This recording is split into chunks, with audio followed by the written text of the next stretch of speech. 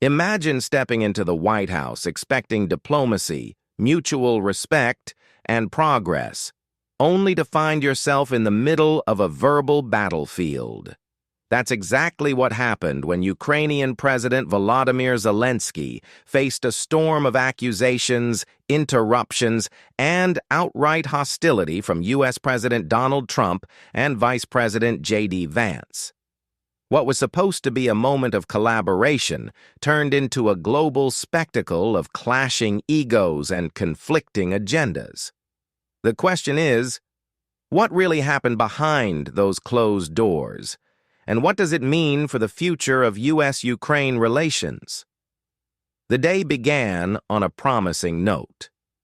As President Zelensky arrived at the White House, he was greeted with the full pomp and circumstance that accompanies a state visit. The Ukrainian leader, dressed in his signature military-style attire, presented President Trump with a championship belt from Oleksandr Usyk, a Ukrainian boxing legend. It was a symbolic gift, meant to represent strength and resilience, qualities both leaders claimed to value. Inside the Oval Office, the atmosphere was warm, almost jovial. Trump complimented Zelensky on his attire, noting how sharp and professional he looked. For the first 30 minutes, the meeting proceeded according to script. Handshakes, polite exchanges, and the reiteration of shared goals. But the cordial tone was short-lived. As the discussion shifted to the ongoing war in Ukraine, Vice President JD Vance brought up the possibility of diplomacy with Russia. "The path to peace and prosperity is through engagement," he said, alluding to Trump's repeated calls for Ukraine to negotiate a ceasefire. Zelensky's demeanor changed immediately. "What kind of diplomacy, JD, are you talking about?" he asked, his voice firm but measured. He reminded the room of Russia's history of violating agreements, including a failed ceasefire in 2019. The tension in the room was palpable. Trump and Vance perceived Zelensky's remarks as dismissive, even confrontational.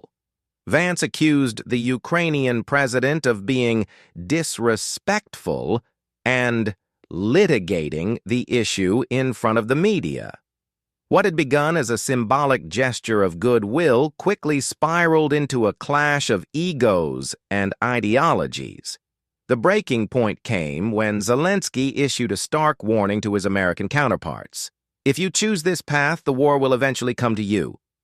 His words were a direct challenge to Trump's worldview, which frames the Ukraine war as a financial burden on American taxpayers rather than a moral and strategic imperative. Trump, visibly irritated, fired back. "Don't tell us what we're going to feel. You don't have the cards right now. You're gambling with millions of lives." The room fell silent as the gravity of Trump's words sank in. Here was the leader of the free world, openly chastising an ally fighting for its survival. Zelensky's warning wasn't just a plea for continued support. It was a critique of Trump's approach to Russia. Critics of the U.S. president have long argued that his willingness to negotiate with Vladimir Putin risks legitimizing Russia's aggression and undermining global security. For Zelensky, appeasing Putin wasn't just a strategic mistake, it was a betrayal of democratic values. But Trump wasn't interested in lectures. He doubled down, accusing Zelensky of being ungrateful for the $350 billion in aid the U.S. had provided. "You haven't been alone," Trump said, his voice rising.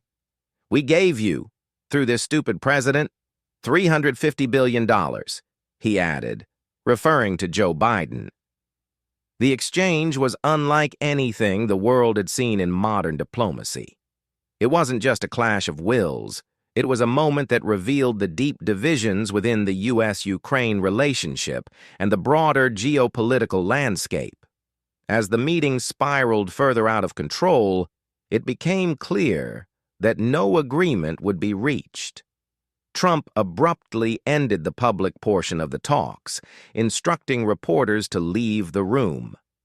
Moments later, Zelensky and his delegation were escorted out of the White House, their hopes for a signed minerals deal dashed. The fallout was immediate. Trump took to Truth Social to explain his decision, writing, "Zelensky can come back when he's ready for peace."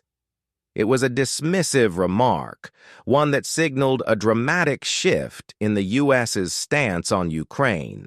For Zelensky, it was a devastating blow. The minerals deal, which had been touted as a game-changer for Ukraine's economy and its ability to resist Russian aggression, was now off the table. The abrupt ending left both nations reeling.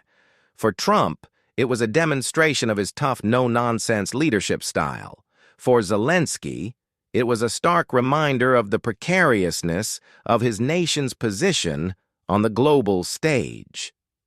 The meeting, which had been intended to strengthen U.S. Ukraine ties, instead exposed the fragility of their alliance. The Oval Office showdown quickly became a global talking point.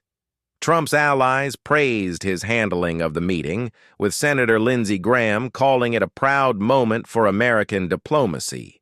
"You don't trifle with this man," he said, referring to Trump's no-nonsense approach. But the broader reaction was far less favorable. Senator Jeanne Shaheen described the incident as disgraceful and downright un-American. International leaders, including Polish Prime Minister Donald Tusk and German Foreign Minister Annalena Baerbock, expressed their support for Zelensky and criticized Trump's behavior as undermining Western unity. Zelensky, for his part, maintained a diplomatic tone in his public response. "Thank you, America, for your support. Ukraine needs just and lasting peace, and we are working exactly for that," he posted on social media. Behind the scenes, however, the strain was evident.